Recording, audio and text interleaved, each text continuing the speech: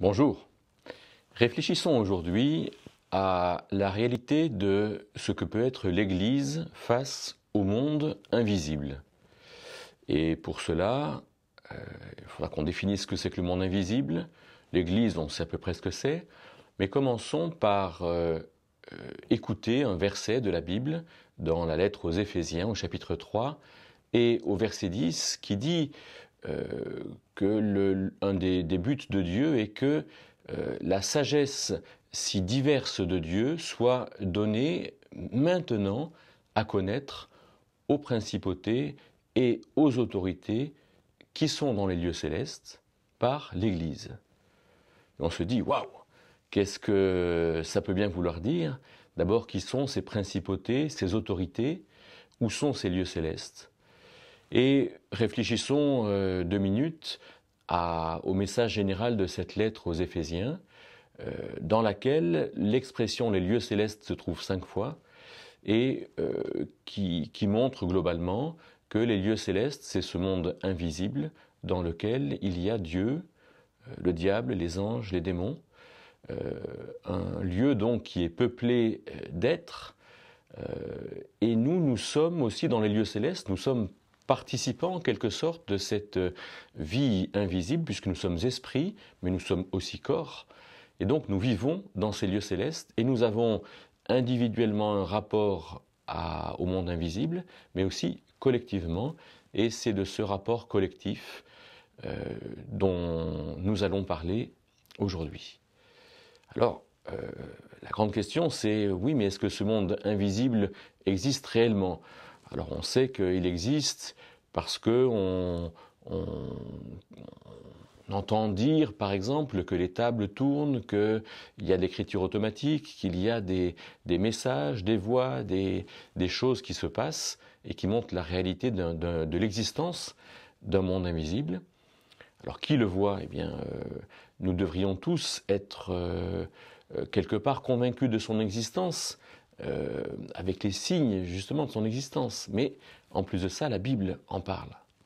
Alors pourquoi l'Église devrait-elle être celle qui témoigne de la sagesse si variée de Dieu? Dieu ne témoigne-t-il pas de cette sagesse-là?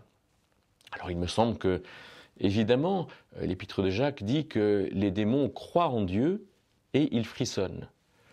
Les démons ont donc une connaissance de la sagesse de Dieu, une connaissance de Dieu, une connaissance de, quelque part, ils le craignent, donc ils savent des choses sur lui, et de fait, pourquoi devons-nous, nous, témoigner de quelque chose auprès de ces puissances spirituelles? Alors, regardons un peu l'exemple de Jésus-Christ.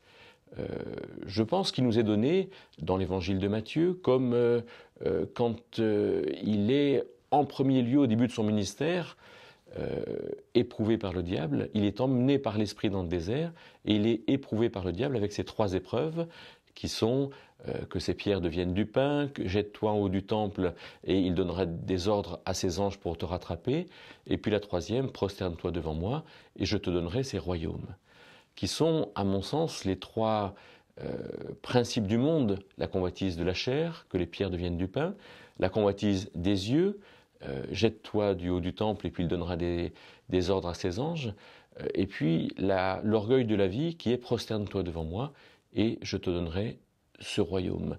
Ces 3 épreuves qui sont liées à l'humanité et qui sont les pièges dans lesquels nous tombons. Et de ce fait, Jésus a immédiatement au commencement de son ministère été confronté au mal et au prince du mal qui est le diable. Et de la même manière, individuellement ou collectivement, il y a ce rapport au mal, et c'est en face de ces puissances spirituelles que nous avons, nous, Église, quand nous nous retrouvons ensemble dans le lieu public de l'Église, à rendre témoignage de la sagesse si variée de Dieu aux puissances spirituelles. Alors comment rendre témoignage? Eh bien, c'est quelque part en disant ouvertement que nous avons choisi le bien, que nous comprenons que le bien est bien et que le mal est mal, que nous avons expérimenté collectivement ce qui est mal, par exemple la critique, la division, l'erreur, la médisance, le repli sur soi, le jugement des autres, etc.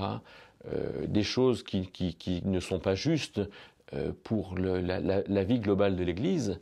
Et donc, chaque fois que l'Église décide finalement de choisir le bien en reconnaissant le bien en Dieu, que l'Église décide de refuser le mal par la discipline ecclésiastique, par exemple, par la prédication de la vérité, par de choisir le bien par la louange, en reconnaissant qui est Dieu, de choisir le bien en accompagnant quelqu'un pour se relever, pour sortir de ses difficultés, de choisir le bien en faisant du bien dans le social, dans l'humanitaire, d'aller apporter l'Évangile.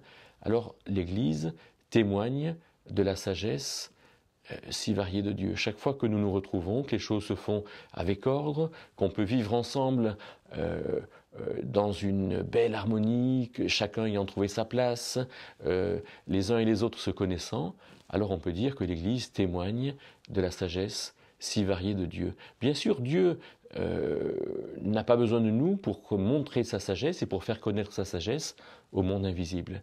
Mais l'Église est là pour être, comme dit Paul à Timothée, en 1 Timothée 3, 15 et 16, la colonne et le soutien de la vérité. Alors en Église, sachons montrer finalement que nous recevons ces cadeaux de Dieu, ces grâces de Dieu, et que les recevant, eh bien, nous nous en servons, nous les apprécions et nous les faisons connaître aux autres.